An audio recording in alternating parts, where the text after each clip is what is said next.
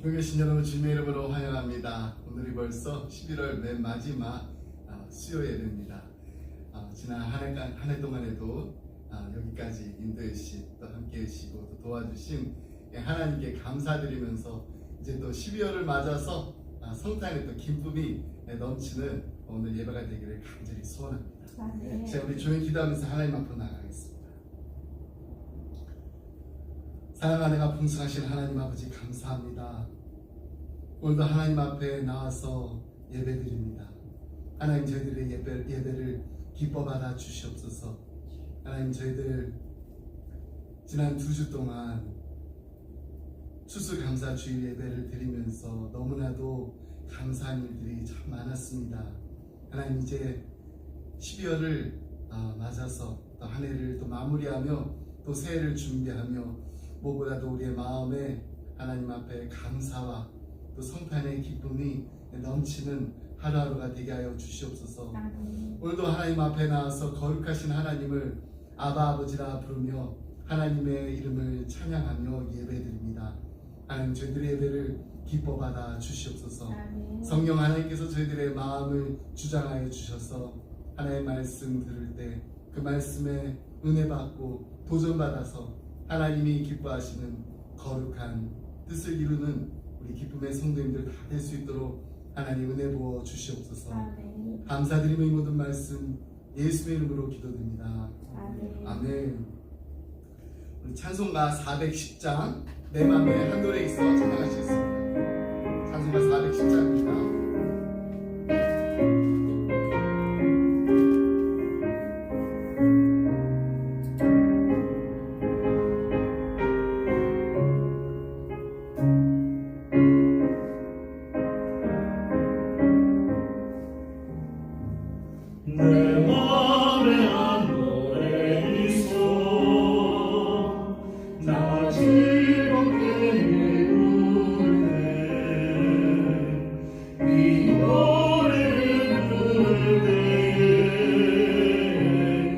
영광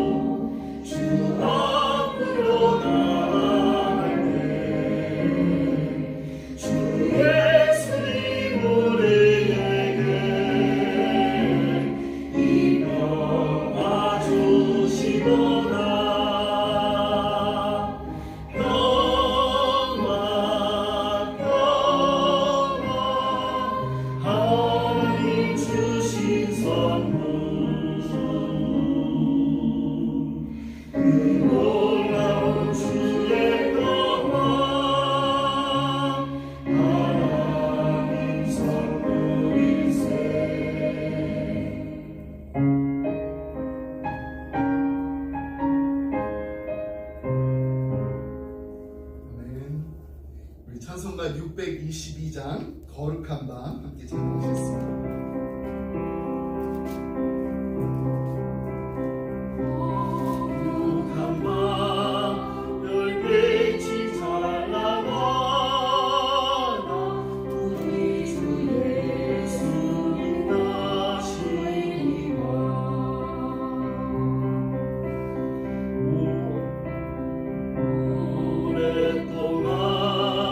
죄악의 얽매여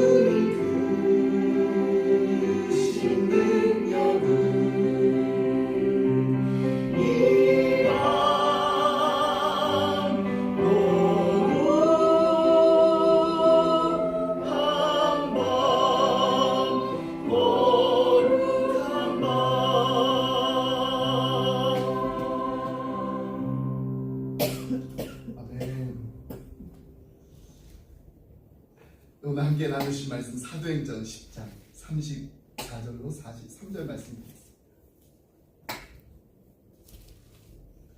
사도행전 10장 34절로 43절 말씀입니다. 제가 먼저 34절 말씀 읽겠습니다. 베드로가 입을 열어 말하되 내가 참으로 하나님은 사람의 외모를 보지 아니하시고 각 나라 중 하나님을 경외하며 의를 행하는 사람은 다 받으시는 줄 깨달았도다. 만유의 주 되신 예수 그리스도로 말미암아 화평의 복음을 전하사 이스라엘 자손들에게 보내신 말씀 곧 요한이 그 세례를 반포한 후에 갈릴리에서 시작하여 온 유대에 두루 전파된 그것을 너희도 알거니와 하나님이 나사렛 예수에게 성령과 능력을 기름 붓듯 하셨음에 그가 두루 다니시며 선한 일을 행하시고 마귀에게 눌린 모든 사람을 고치셨으니 이는 하나님이 함께 하셨습니다. 우리는 유대인의 땅과 예루살렘에서 그가 행하신 모든 일의 증인이니라. 그를 그들이 나무에 달아 죽였으나 하나님이 사흘 만에 다시 살리사 나타내실 때 모든 백성에게 하신 것이 아니요 오직 미리 택하신 주님 곧 죽은 자 가운데서 부활하신 후 그를 모시고 음식을 먹은 우리에게 하신 것이라. 우리에게 명하사 백성에게 전도하되 하나님이 살아있는 자와 죽은 자의 재판장으로 정하신 자가 곧 이 사람인 것을 증언하게 하셨고 그에 대하여 모든 선지자도 증언하되 그를 믿는 사람들이 다 그의 이름을 힘입어 죄사함을 받는다 하였느니라. 아멘. 12년 전에 OM 인터내셔널 총재였던 조지바 선교사님이 통역을 맡은 적이 있습니다. 이 선교사님이 항상 이렇게 커다란 이 지구본 이렇게 들고 다니시면서 이 선교, 이 세계 선교의 그 중요성을 강조하셨는데요. 올해 이제 4월 14일에 향년 84세의 그 나이로 별세하셨습니다. 이 조지바 이 선교사님 1938년도에 미국 뉴저지에서 태어나셨어요. 14살 때 그 학생들을 위해서 이제 기도하러 온 그 한 여성으로부터 이 요한복음 그 책자를 건네받았다고 합니다. 그리고 어느 날 이제 이 조지바오 잡지를 사려고 이제 가게를 갔어요.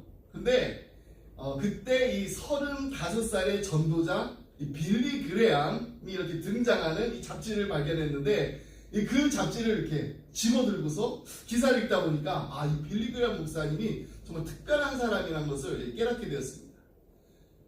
근데 바로 또 그 해가 아니라 또 그러고 또 3년이 지난 후에 이 조지바가 이제 뉴욕시에서 열렸던 이 빌리 그레암 이 전도 집회 드디어 참석해서 예수님을 영접했습니다. 이 조지바오는요, 이 모든 열방을 제자 삼으라는 이 사명의 감명을 받아가지고 1957년에 두 친구와 함께 멕시코로 선교여행을 떠났습니다. 당시 이제 가지고 있던 것들 소유를 팔아가지고 이 스페인어로 된 그 전도지 2만 장 그리고 또 복음 그 소책자 그 10,000권을 구입해가지고 이 문서 선교 사역을 이제 첫 발을 이제 내딛었습니다. 1960년대에는 그 소련에서 지금은 러시아라 하지만 그때 소비에트 유니언이잖아요. 이 소련에서 이 성경을 배포하다가 동료인 로전 말스테드와 함께 경찰에 붙잡혔습니다. 체포돼가지고 강제 추방을 당하기도 했습니다. 이 사건을 통해서 이제 OM 이 국제 선교회가 전 세계에 알려지기 시작했어요. 이후에 계속해서 동북권, 또 유럽, 중동, 북아프리카, 또 아시아 지역에 수천 명의 그 선교사를 파송하면서 가장 큰 국제 선교 단체 중에 하나로 성장했습니다. OM은요, 이 현재 120여 국가에 5,000명의 그 사역자들이 활동하고 있습니다. 특별히 이 선교사들을 이렇게 태우고서 전 세계를 돌면서 그때 이제 멕시코에 처음 갔을 때 문서사기 시작했잖아요. 그걸 이제 배를 타고 다니면서 하시는 거예요. 이 복음을 전하면서 이 문서 선교라는 이 로고스 그 호프 이 선교선 이 사역이 있습니다. 이 OM이 하고 있는 그 사역들 중에서 아주 특별한 사역입니다. 근데 이 OM 선교사님들이 이 선교선에 이제 승선해가지고 짧게는 뭐 2주 정도, 또 길게는 이게 3개월에 걸쳐가지고 그 지역에 가서 또 이 타문화 그 선교에 가서 이제 그 복음을 전해야 되잖아요. 그러니까 미리 훈련을 받아서 이제 그 배에서 훈련받고 그다음에 현지에 가서 사역을 했습니다. 그래서 지금도 이렇게 보면은요, 이 대학생들 가운데 이제 학교를 졸업한 뒤에 이 로고스 호프 이 선교선을 타고서 이 단교 선교를 떠나는 청년들도 많이 있습니다. 한국에서도요, 2014년도 5월 29일에 입항해가지고 약 3개월 동안 이 복음 전파하고 또 다양한 그 사역을 펼친 바가 있습니다. 자, 제가 이제 그 열린문 장로교에서 조지바 선교사님 이 주일통 이 설교 그 통역을 한 적이 있다라고 말씀드렸는데요. 그때 제가 이제 중간중간에 모르는 선교 영어들이 있었어요. 그래가지고 1부 예배 이제 주 예배 마치고서 2부 예배 전에 그 조지바 그 선교사님과 같이 온 그 ON 그 소속 이 한국 선교사님이 그때 그 단어는 이런 말이라고 또 설명도 해주시고 또 한국말로 어떻게 이제 통역을 해야 되는지도 알려주셨어요. 그 중에 한 단어가 바로 이 untouchable people입니다. 여러분 혹시 untouchable people 들어보셨어요? untouchable people. 누가 untouchable people인가요? 한국말로는요, 불가촉 천민입니다. 이 전통적인 그 인도 사회에서 이 불가촉 천민들, 신분 계급 중에서도 정말 그 카스트에서도 가장 낮은 지위에 있습니다. 어떻게 보면 카스트 낮은 지위가 아니라 카스트에서도 완전히 그냥 제외된 사람들을 말합니다. 인도에서는 전통적으로 이 직업이나 또 생활 습관이 이 더러운 일과 관련되어 있으면은 불가촉 천민으로 규정합니다. 예를 들면은 뭐 어부 같은 사람들, 또 소를 죽이거나 또 소를 치우는 일을 하는 사람들, 또 이 가축 이제 기르고 나서 또 가죽으로 또 무드질도 하면서 또 생계를 잇는 사람들, 청소부, 또 빨래를 하는 사람들. 근데 이런 사람들이 다 불가촉 천민들입니다. 근데 이들과 접촉하는 것이 이 상위 계급의 그 사람들을 아주 심하게 오염시킨다라는 그 생각 때문에 불가촉 천민에 그 속한 사람들은 힌두교 사원에 들어올 수 없습니다. 학교에 출입할 수 없습니다. 이 높은 신분을 가진 그 사람들이 그 사용하고 있는 그 음을 절대로 같이 사용할 수 없습니다. 그래서 이 불가촉, 만져서는 안 되는 untouchable 천민이라는 것입니다. 이 마치 조선시대의 양반뿐만이 아니라 양인들에게까지도 이 가축을 잡는 그 백정들이 얼마나 사람 취급도 못 받고 살았어요. 유대인들이 이방인을 대할 때 어떻게 대했나요? 사람 취급 안 했습니다. 개처럼 대했습니다. 사실 오늘 이 본문에 나오는 이 베드로, 이방인들에 대한 이 편견이 있었잖아요. 예수님의 수석 제자였습니다. 이 베드로가 오순절 성령 체험 이후에 성령 충만했습니다. 그래서 제일 먼저 한 일이 무엇인가요? 복음을 전했습니다. 수많은 사람들을 회심케 한 장본인이었습니다. 그런데 그가 자신이 지금까지 살아왔던 또 유대의 그 율법적인 그 분위기를 탈피하기란 너무나 어렵습니다. 그에게 있어서 구원이란 이 율법, 특별히 할례와 이 깊은 관계가 있었고요. 또 이방인들은 여전히 이 구원의 대상으로는 껄끄러운 존재였습니다. 근데 하나님께서 어떻게 하세요? 베드로에게 이 새로운 복음의 그 지평을 열어주셨습니다. 베드로를 이방인 그 백부장인 그 고넬료에게 보내셨습니다. 고넬료는 이 베드로를 통해서 이 하나님의 구원과 역사하심을 체험했어요. 하지만 이 베드로도요, 이 고넬료를 통해서 이 만인을 구원하시려고 하시는 그 하나님의 비전을 분명하게 알게 됐습니다. 볼 수 있게 됐습니다. 가이사랴의 그 이방인 고넬료, 자신이 어떻게 그 일면식도 없는 그 베드로를 이렇게 불러서 청하게 됐어요. 그 이유에 대해서 이렇게 소소하게 밝혔을 때 베드로가 이렇게 감탄했습니다. 34절로 35절 말씀. 베드로가 입을 열어 말하되 내가 참으로 하나님은 사람의 외모를 보지 아니하시고 각 나라 중 하나님을 경외하며 의를 행하는 사람은 다 받으시는 줄 깨달았도다. 베드로가 감탄할 수밖에 없었던 이유, 그것은 하나님께서 유대인이든 이방인이든 구별 없이 모든 인간을 다 받아주신다는 그 사실, 그 놀라운 사실을 자신의 눈으로 직접 확인할 수 있었기 때문입니다. 이방인 고넬료는요, 자기 그 집안 식구, 친척, 그리고 친구들을 다 모아놓고 우리가 다 하나님 앞에 있습니다라고 고백했고요. 베드로는 하나님께서 다 받으시는 줄 깨달았다라고 감탄했습니다. 근데 이 헬라 원문에 보면은 베드로의 이 감탄 속에 다 받으셨다는데 그 다라는 단어는 없어요. 근데 우리 그 개역 개정판에는 이 성경에 이 다를 집어넣습니다. 하나님께서 다 받으신 줄 깨달았다고 옮긴 거, 이거 매우 적절한 번역입니다. 사실 이게 원문의 본 뜻이, 하나님께서는 고넬료 한 사람만이 아니라 그곳에 고넬료와 함께 있었던 모든 사람들을 다 받아주셨음을 베드로가 직접 확인했기 때문입니다. 우리가 본문을 이제 자칫 잘못 이해하게 되면은 고넬료가 먼저 하나님을 경외하고 또 열심히 또 구제하고 의를 행해야 했기 때문에 하나님께서 그를 받아주신 것으로 오해할 수도 있습니다. 그렇게 오해하기 쉽습니다. 하지만 우리는 본문의 그 참 의미에 대해서 지난주에 함께 살펴봤어요. 하나님께서 이방인 고넬료를 먼저 받아주셨기 때문에 하나님의 그 은총 속에서 고넬료가 비로소 하나님을 경외하면서 의를 행할 수 있었던 것입니다. 여기 십자가에서 돌아가신 그 예수 그리스도를 통한 하나님의 그 구원의 그 복음을 아직 듣지 못했잖아요. 이제 베드로가 와서 듣게 됐습니다.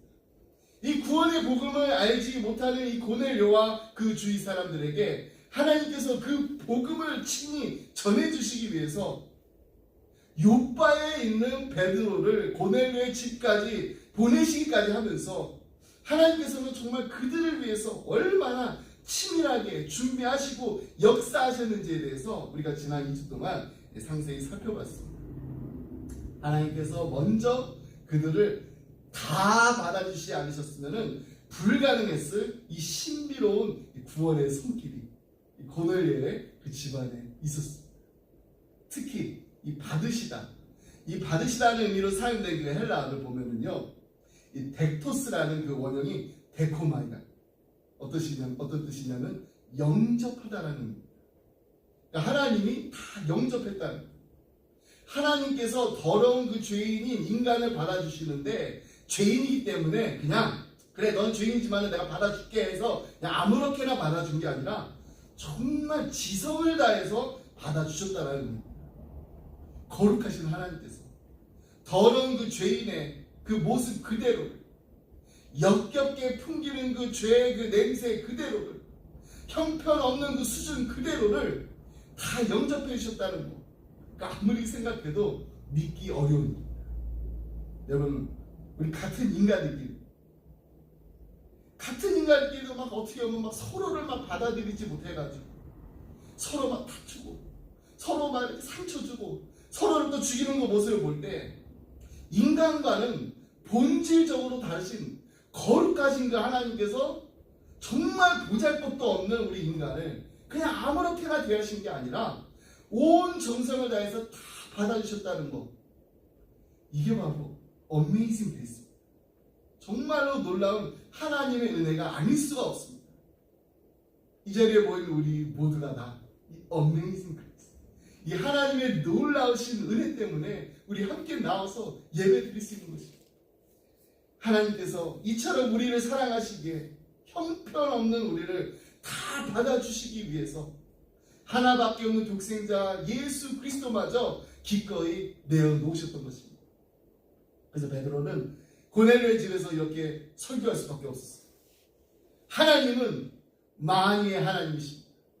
예수 그리스도는 만유의 구주이십니다. 36절 말씀 함께 보겠습니다. 만유의 주 되신 예수 그리스도로 말미암아 화평의 복음을 전하사 이스라엘 자손들에게 보내신 말씀.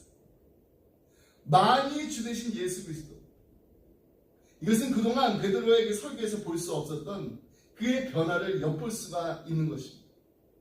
이제까지 베드로는 그동안 몇 차례에 걸쳐서 설교를 했잖아요. 이 설교에도 총 그 주제를 보면 이렇습니다.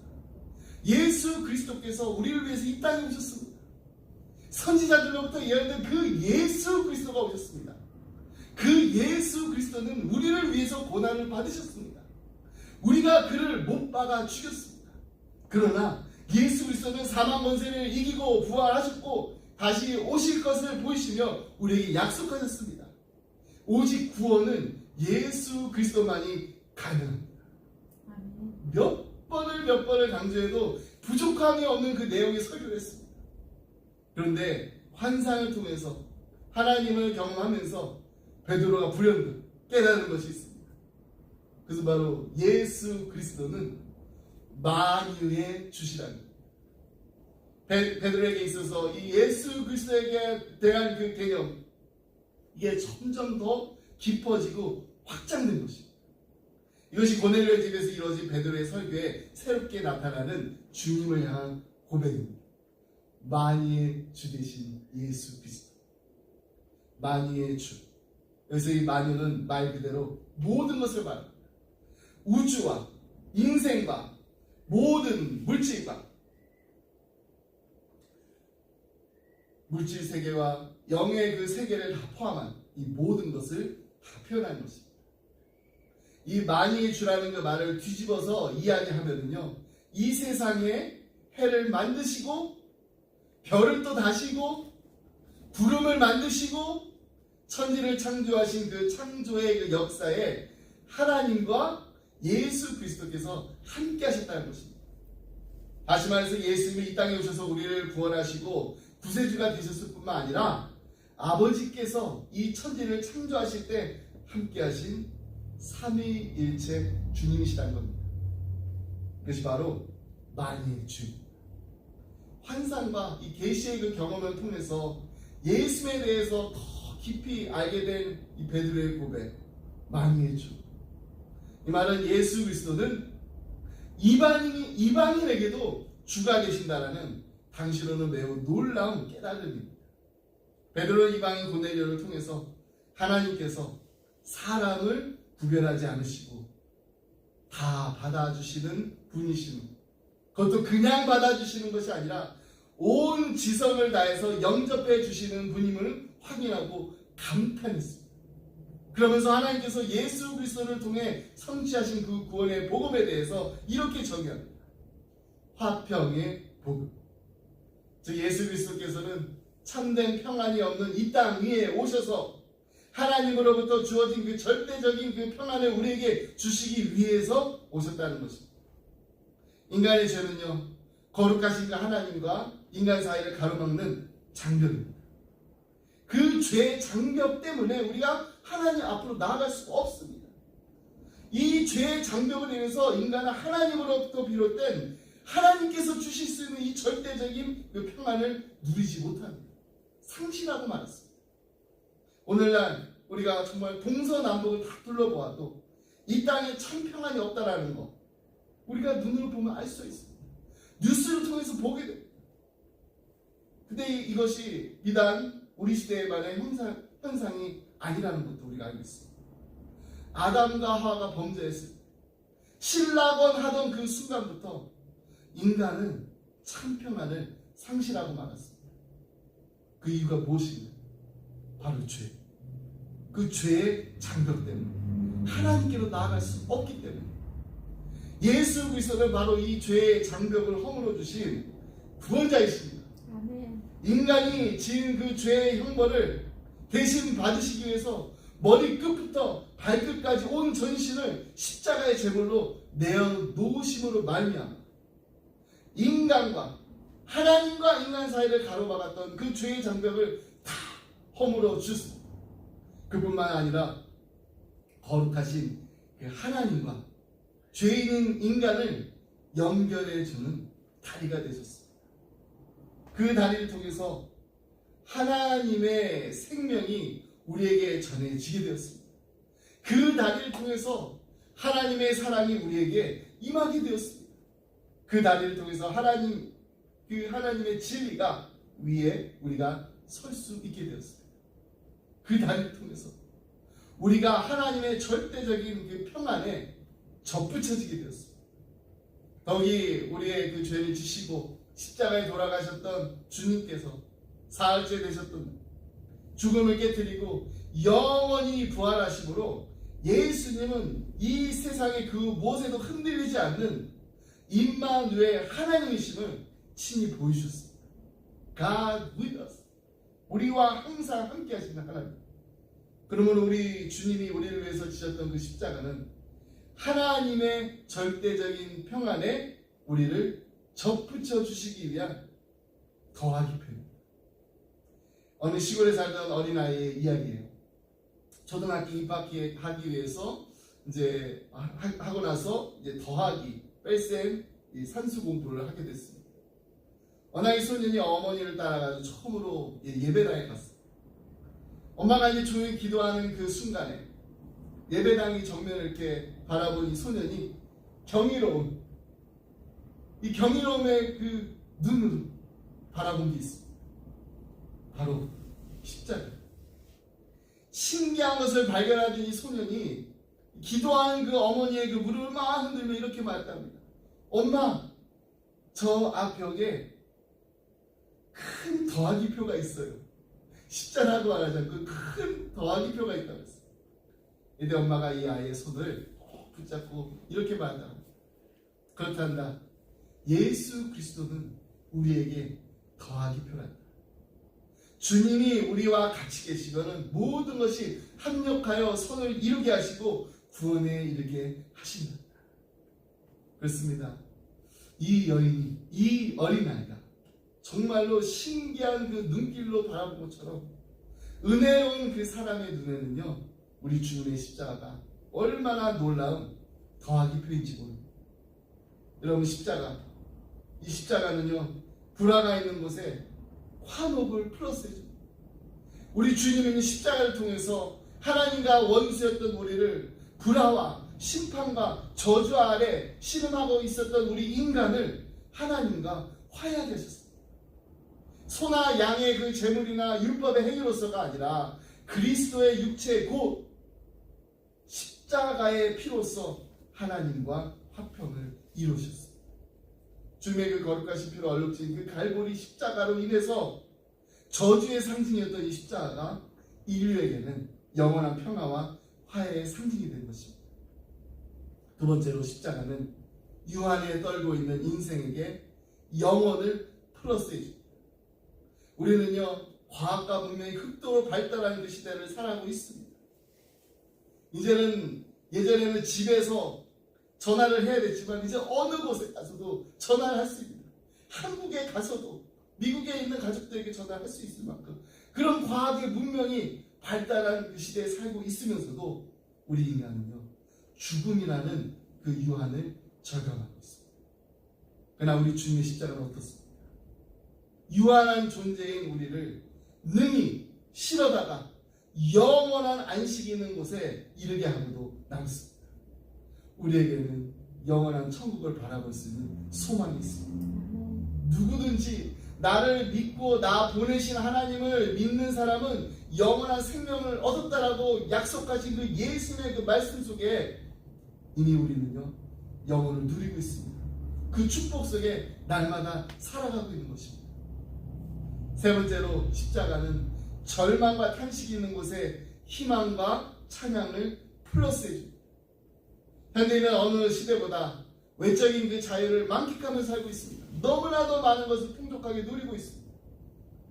그런데 반면에 피곤과 긴장과 노이로제라는 이 절망의 감옥에 또 갇혀서 울부짖고 있습니다. 그럼에도 불구하고 아직 인류에게는 갈보리 언덕에 십자가가 있습니다.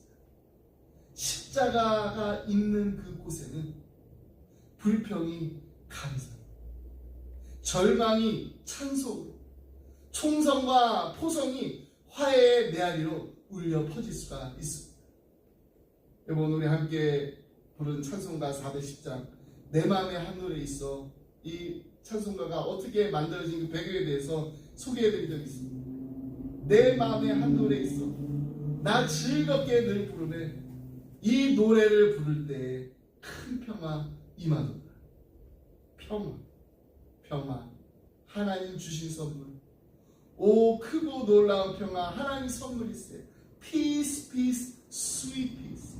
Wonderful gift from Him. Oh wonderful peace, sweet peace, the gift of God's love.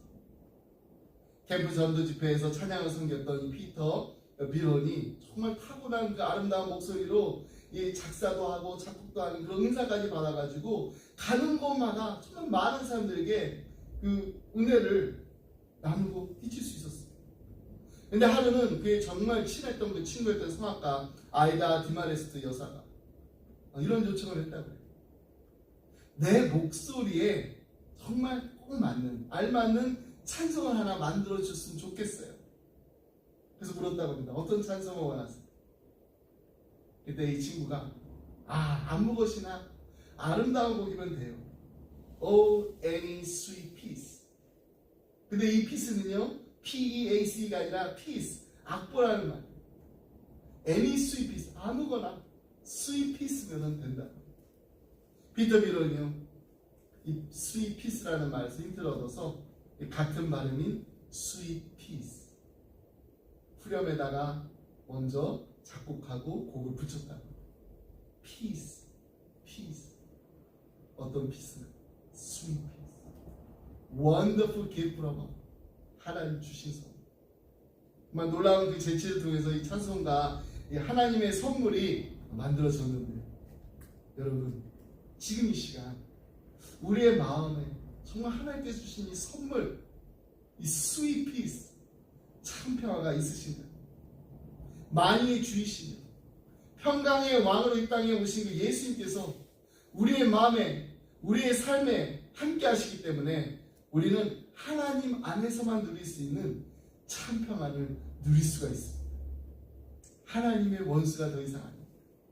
하나님의 사랑받는 자녀로서 우리가 이 땅을 살아가면서 하나님의 자녀된 권세를 누리며 살 수 있습니다. 그렇다면 이 놀라운 축복, 우리만 누리며 우리만 간직하며 우리만 감사하며 살 수 있는, 절대로 그렇지 않습니다. 절대로 그래서는 안 됩니다. 은혜가 임하였으면, 은혜가 머물렀으면 이제 그 은혜가 흘러 넘쳐야 됩니다. 은혜가 풍성히 흘러 넘칠 수밖에 없습니다. 우리에게는 예수 그리스도의 복음과 사랑을 전하고 나누어야 할 막중한 사명이 있습니다. 그래서 오늘 본문에도 보면은 베드로가 설교를 마치면서 제자들에게 맡기신 그 사명에 대해서 언급하고 있습니다. 42절에서 43절 말씀. 우리에게 명하사 백성에게 전도하되 하나님이 살아있는 자와 죽은 자의 재판장으로 정하신 자가 곧 이 사람인 것을 증언하게 하셨고, 그에 대하여 모든 선지자도 증언하되 그를 믿는 사람들이 다 그의 이름을 힘입어 죄사함을 받는다 하였느니라. 하나님께서 베드로를 당신의 증인으로 미리 지목하여 선택하신 이유는 하나님께서 이 땅에 보내신 나사렛 예수님이 누구신지를 사람들에게 증언하게 하기 위해서였습니다. 그 증언의 내용은 두 가지입니다. 첫째는 하나님께서 인간을 심판할 재판장으로 삼으신 이가 바로 나사렛 예수시라는 것입니다. 하나님께서 인간을 직접 심판하는 것이 아니라 나사렛 예수님으로 하여금 인간을 심판하게 하신다는 것. 둘째는 나사렛 예수님을 믿는 사람은 누구든지 죄사함을 받는다는 것입니다. 이것이 이방인 고넬료 일행을 위한 베드로 설교의 결론이었습니다. 아니, 이것이 바로 복음서의 핵심입니다. 복음서는 예수 그리스도께서 인간에 대한 최후의 그 재판을 담당하실 재판장이라고 합니다. 동시에 인간에게 죄의 사함을 주시는 구원자이심을 한결같이 증언하고 있습니다. 주님은 분명히 다시 오십니다. 우리 모두 다 언젠가는 우리 주님 다시 만날 그 날이 올 것입니다. 모든 사람들의 운명 둘 중에 하나예요. 심판 아니면 죄사함, 영원한 형벌 아니면 영원한 천국. 그 다음 지금 우리 주변에 아직 예수를 알지 못하는 사람들, 예수를 만나지 못하는 사람들, 예수를 구세주로 영접하지 못하는 사람들에게 화평의 복음을 전하는 것이야말로 하나님의 자녀인 우리가, 예수 그리스도의 증인인 우리가 감당해야 될 막중한, 가장 막중한 사명인 줄 믿습니다. 아멘. 예수님 만왕의 왕이십니다. 만유의 주이십니다. 예수님은 나를 위해 십자가에 못 박혀 달려 돌아가셨을 뿐만 아니라 당신을 위해서도 목숨을 내어 주실 만큼 우리를 사랑하시는 주님이십니다. 이 기쁘고 놀라운 소식을 날마다 전하며 나누며 알리는 우리 기쁨의 성도들이 다 되시기를 주님의 이름으로 축복합니다. 아멘. 기도하겠습니다. 사랑하느라 풍성하신 하나님 아버지 감사합니다. 우리를 구원하시려고 하나밖에 없는 독생자 예수 그리스도를 우리를 위해 십자가에 못 박혀 달려 돌아가게 하신 그 크신 하나님 아버지의 사랑에 감사드립니다. 구원받은 하나님의 자녀로서 이 땅을 살아가면서 하나님의 자녀된 권세를 누릴 뿐만 아니라 예수 그리스도의 복음과 사랑을 전하며 나누는 예수님의 증인으로 살게 하심을 감사합니다. 이제 12월을 맞아서 성탄의 기쁨을 누리며 이 놀라운 축복을 우리만 누리고 우리만 간직하고 우리만 감사하고 우리만 기뻐하는 것으로 멈추지 않게 해주시옵소서.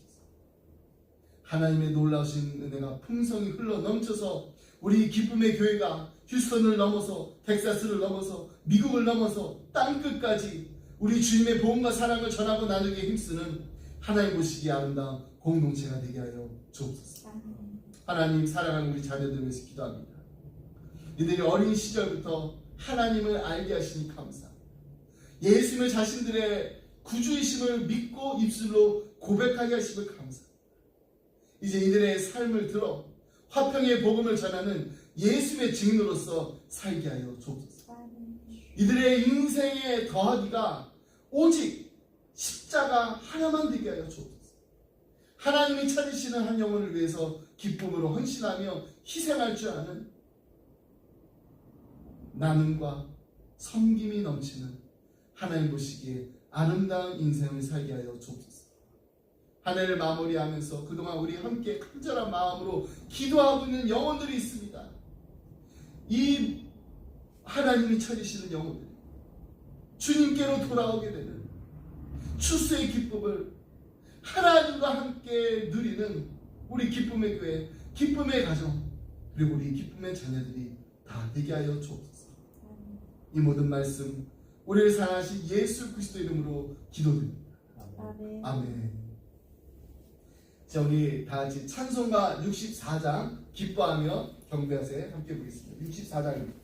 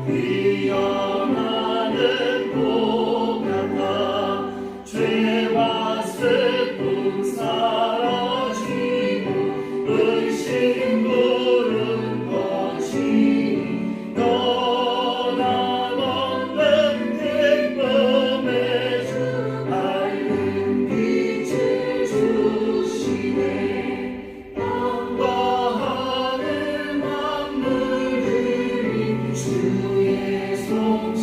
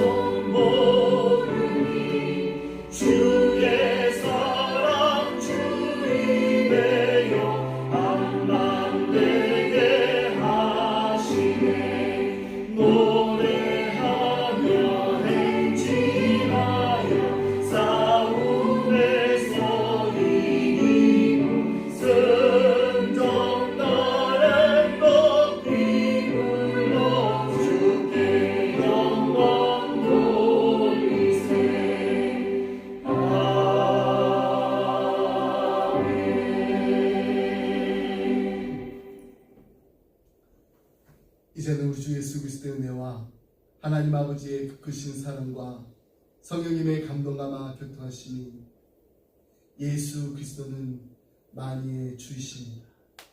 임마누엘이신 하나님, 우리와 함께 하시기 위해서 이 땅에 오신 예수님의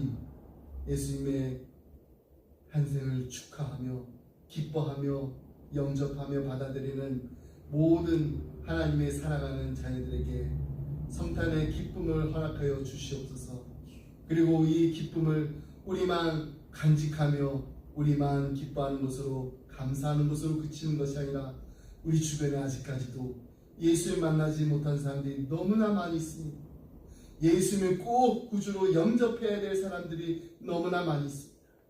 이들에게 예수 그리스도의 복음과 사랑을 전하는데 힘써하는 우리 기쁨의 성도님들 다 되게 하여 주시옵소서. 기쁨의 교회가 되게 하여 주시옵소서. 우리 기쁨의 자녀들이 되게 하여 주시옵소서. 간절한 마음으로 기도하며 이 자리를 떠나는 사랑하는 성도님들과 가정과 생업이 그리고 주님의 몸된 교회 위에 지금부터 영원토록 함께 하시길 간절히 축원하옵나이다. 아멘. 아멘.